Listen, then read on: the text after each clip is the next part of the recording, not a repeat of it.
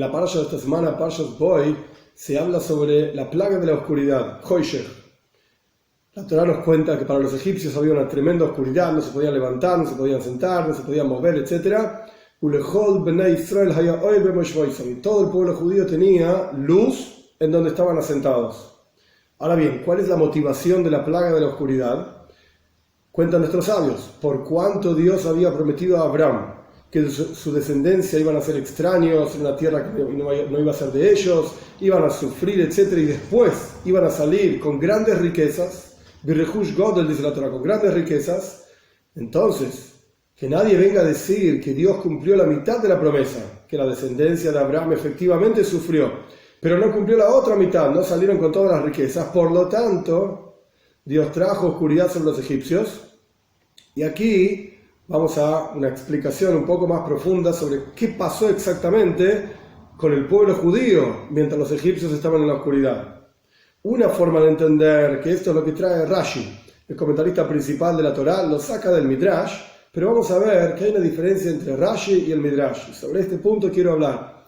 Rashi trae que mientras los egipcios estaban en la oscuridad, el pueblo judío entraba en las casas de ellos y buscaban a ver qué tenían, qué herramientas de plata, de oro, ropas, etc., para que después, cuando el pueblo judío estaba yéndose de Mitzrayim, fueron a pedir estas cosas a los egipcios. Y si el egipcio decía, no, yo no tengo nada de oro, nada de plata, etc., el Yehudí le decía, pero yo vi esto, vi aquello, etc. ¿Por qué? Porque buscaron activamente durante la plaga de la oscuridad.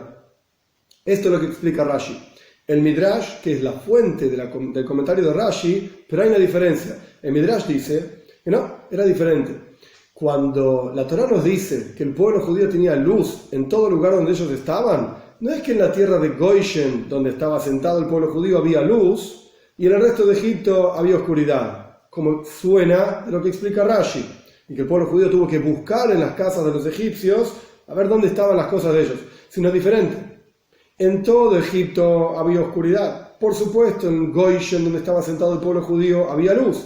Pero todo lugar donde entraba un Yehudí en la casa de un egipcio para ver qué había, etc., había una luz milagrosa que acompañaba a ese judío, a ese Yehudí, y le mostraba dónde estaban las cosas. No es que tenía que buscar activamente, sino que le mostraba. Entonces, resumiendo, para Rashi, la oscuridad era en Egipto. En Goshen, donde estaba sentado el pueblo judío, había luz. Y no había una luz milagrosa que entraba con cada Yehudí, no, señor, sino que cada uno tenía que buscar y esforzarse para encontrar las cosas de oro, plata, etc., de los egipcios. Para el Midrash había una especie de doble milagro: oscuridad, por un lado, para los egipcios, y una luz milagrosa que mostraba a los Yehudim en dónde estaba cada cosa.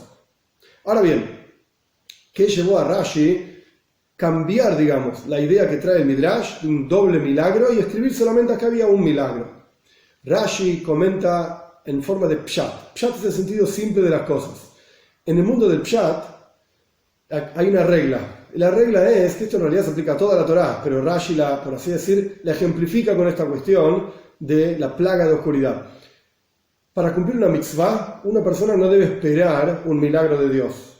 No debemos sentarnos aquí a esperar que Dios nos ayude a cumplir los preceptos de Él, sino que uno debe esforzarse en todos los caminos de la naturaleza, de toda forma posible, dentro del dominio de la naturaleza, para observar los preceptos de Dios. Si después Dios quiere hacer un milagro o no, esto es cuestión de Él, por así decir. Pero uno tiene que hacer todos los esfuerzos posibles para cumplir los preceptos de Dios en forma natural.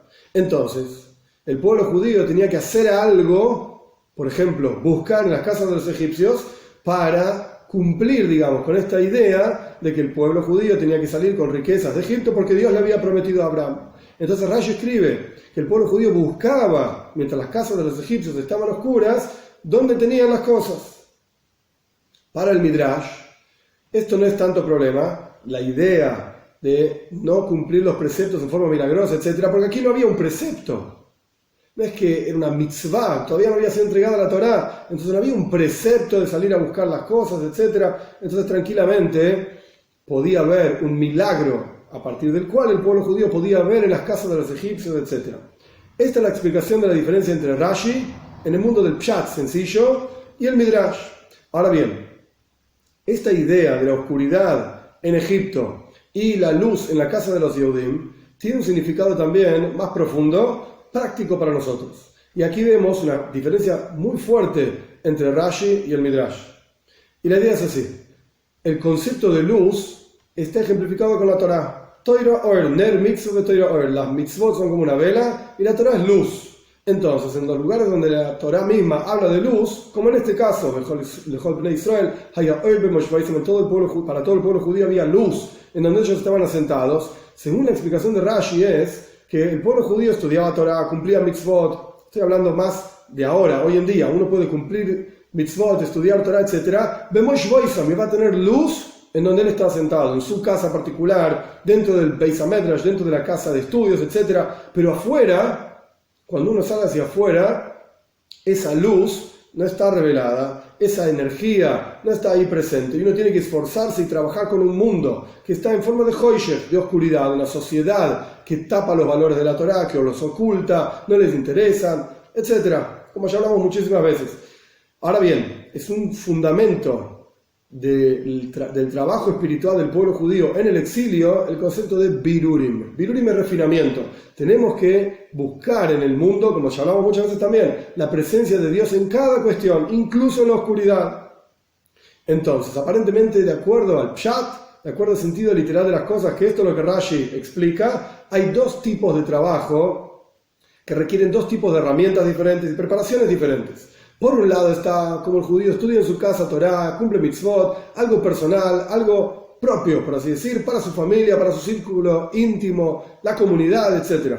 Pero cuando sale al exterior y tiene que refinar el mundo, esto no tiene nada que ver con estudiar Torah, no tiene nada que ver con cumplir mitzvot, es otra avoida, es otro trabajo de encontrar en la oscuridad del mundo la presencia de Dios. Son dos cosas diferentes. Por eso, Rashi explica que en Goshen, donde estaba sentado el pueblo judío, había luz. En la casa de los egipcios no había luz y había que trabajar y esforzarse para encontrar las cosas de oro, plata, etc., para posteriormente pedírselo a los egipcios y salir con Rehush Godel, gran riqueza, como Dios le prometió a Abraham. Esto es lo que explica Rashi y esto es lo que podemos aplicar, digamos, a nuestra vida. Son dos trabajos diferentes. En tu casa estudiar Torah, cumplir mitzvot. En la calle es difícil. Y lo que hay que hacer es refinar el mundo a tu alrededor, pero no tiene nada que ver con estudiar Torah y cumplir mitzvot. Refinar el mundo a tu alrededor buscando la presencia de Dios en cada cosa. Esto es lo que explica Rashi. Para el Midrash no es así. Cuando uno estudia Torah y cumple mitzvot, uno tiene que llevar esa energía, esa luz de Torah y mitzvot, incluso en la oscuridad de la calle.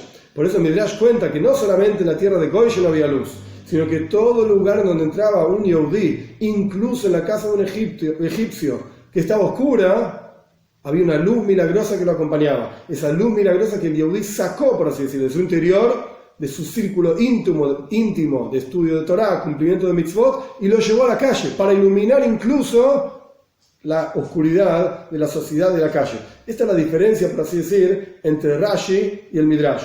Por supuesto, ¿qué queda para nosotros como enseñanza? Ambas son verdad.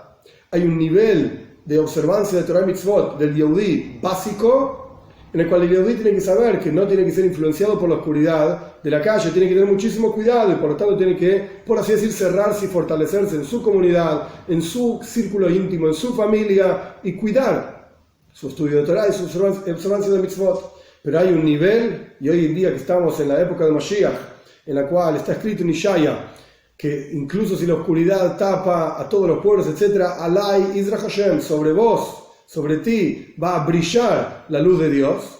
Hay un momento en el cual el Yehudí, un nivel en el cual el Yehudí puede salir y no solamente no ser influenciado por la oscuridad del mundo a su alrededor, por así decir, la oscuridad de Egipto, sino todo lo contrario, llevar consigo una luz milagrosa que es la luz de Torah, la luz de Mitzvot, para iluminar todo el mundo a su alrededor. Como está escrito, Erla Goim, somos una luz para las naciones, iluminar todo el universo que tenemos a nuestro alrededor y revelar la presencia de Dios en cada cosa, trayendo Mashiach pronto en nuestros días.